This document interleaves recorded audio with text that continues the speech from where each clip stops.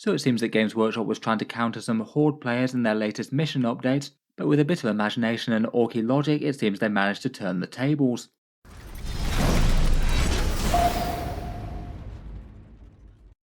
Hello and welcome back to Auspex Tactics, where today I thought I'd cover just one slightly silly talking point that I've seen about the new mission set, something I've seen posted in a whole bunch of different places, including comments below my previous videos. As the title suggests, I do think it's pretty much a dumb rules loophole, though one that's kind of amusing really. I'm not sure if it's something that Games Workshop will try and patch, but I did just find it rather funny. A rule that's clearly designed to punish one specific army type, but then those crafty Horde orcs and Tyrannid swarms manage to wriggle their way out of it. This one's coming from that new Pariah Nexus mission deck. It's got a whole bunch of new changes and content, including actions and things that I talked about in a previous video, though for this one I'm talking about some of the secondary cards in it. 3 options that if you want you can pick as fixed secondaries, basically missions that you could select to try and get a bunch of victory points, and 3 of them counter various types of sort of skew list armies in Warhammer 40k. Say if you take too many characters, your opponent might take assassination and score 4 victory points per character killed over the course of the game.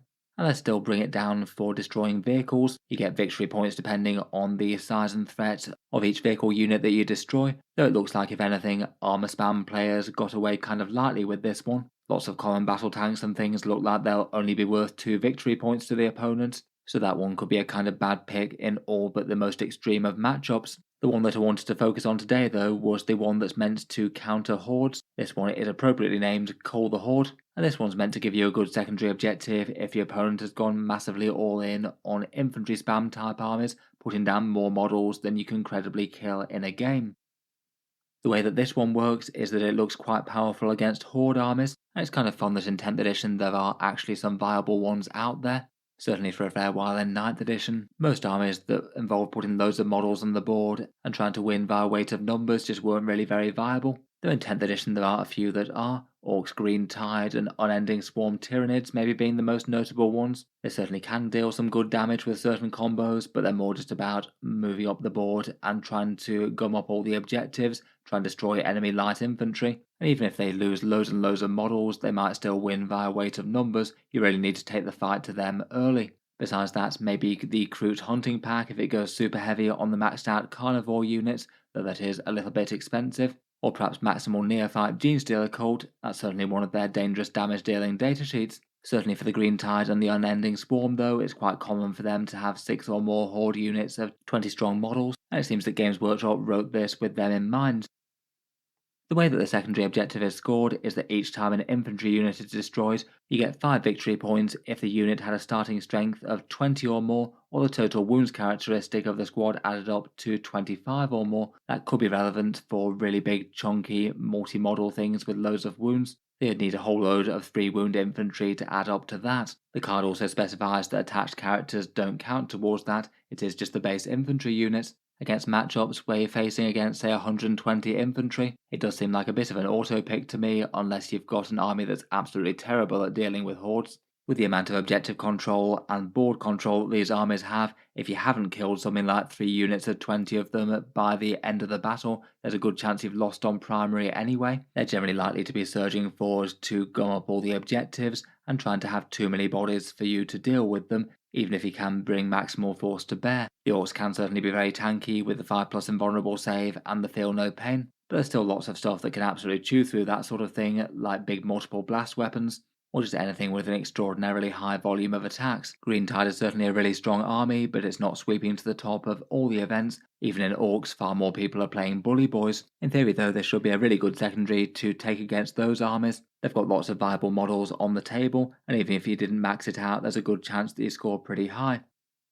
The perhaps slightly dumb counter to this comes with the way that models are bought in game. Maybe something that isn't super obvious in 10th edition and people tend to forget, but it's basically that you can take mid-size units that aren't a round number. In the point system, the normal way will be to take 85 points for 10 boys, or 170 per 20 in a unit, though technically there's nothing to actually stop you taking any number that's listed on the datasheet. The datasheet for boys says that you can take anywhere between 10 and 20, as it would have been in previous editions where you paid the points per model rather than per batch of 10 models. I think it might be just to accommodate players that have a sort of mid-sized unit they've collected over the years. and not to make a weird sized unit completely invalidated by the game rules, even if it is usually strictly suboptimal. Usually it just doesn't make sense to take a mid-sized unit as you're paying the points cost for 20 boys either way, so you might as well have 20 of them on the table. You're usually only hurting yourself by taking less. This one is specifically called out in the first paragraph in the Munitorum Field Manual as well, where you get all the points.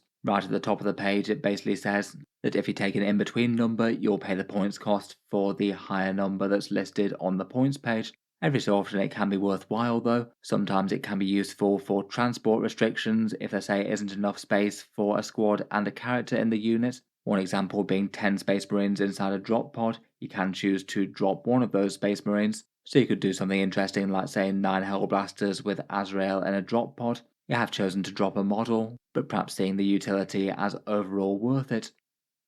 Due to that, at least at the moment, it looks like the slightly trolling army construction thing that you can do is just to take a 19 strong squad, just tell one boy or Tyrannid Termagant that they need to get left at home in the box, and then you basically deny your opponent really quite a powerful counter to your specific army, with a secondary that if things are going at least moderately well for them, they've got an okay chance at maxing. Realistically, you wouldn't have to do it with all the units either. You'd only have to drop enough models to make taking the secondary really quite a bad idea and a low yield one. Say for example, if you're running 120 orcs with 6 squads of 20, you could maybe just drop one boy at perhaps say 3 or 4 of them, and then if they do go for the secondary, you could maybe try and organise it so the orcs that are going to be doing the first amount of dying are all the 19 strong squads, and they'll actually have to pretty much fully table you if they want the victory points. I certainly say that the trade-off is well worth the lost models, at least in theory land, say dropping 4 boys would be 34 points worth of models gone away. In reality the value might be slightly less than that, given that the points cost of the squad includes the knob, or for Tyranids maybe if you had to drop 6 models in a really hoardy list, you might lose about 40 points worth of value. In general this doesn't tend to be the absolute biggest deal for a horde list ever. There certainly will be times when it was literally just the last model that makes the difference between victory and defeat, but it's kind of rare. I feel like the trade-off really isn't giving up that much if you are trying to max out a competitive list. It does have an additional downside for orcs in that you can't double attach characters, so you wouldn't be able to do Warboss and Painboy or Warboss and Weirdboy, but you could still take some 20 strong squads, you just wouldn't want to do it with all of them.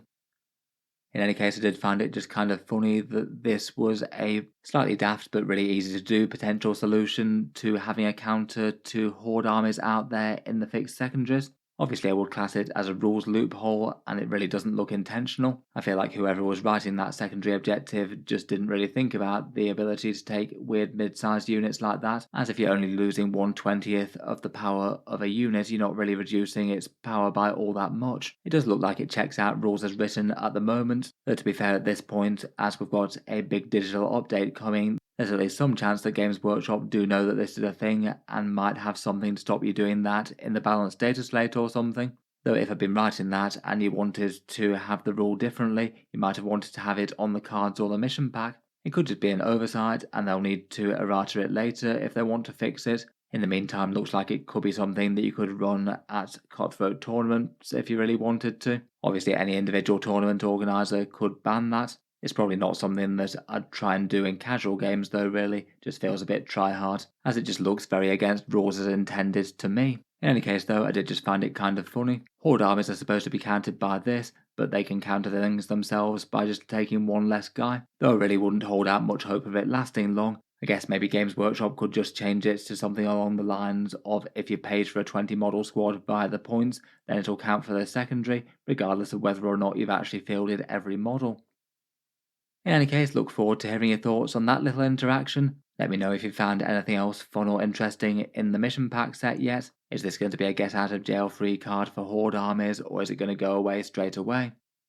If you've enjoyed the video, then feel free to subscribe to Auspex Tactics, while I'll certainly keep the regular 40k videos coming. I do tend to post new ones just about every day. Finally, if you have been enjoying all the videos on the channel, I would just like to mention that Auspex Tactics does have a Patreon page as well, and you can find that linked in the video description if you'd like to help support and keep all the content coming. Channel patrons do get a few thank yous as well, seeing certain videos early, regular votes to see what sort of things come next on the channel, an automatic entry into the regular prize giveaways with a chance to win some big model kits each month. If any of that sounds good to you or you'd just like to help support, the link is down in the video description. In any case, a massive thank you for listening, and I'll hope to see you guys next time.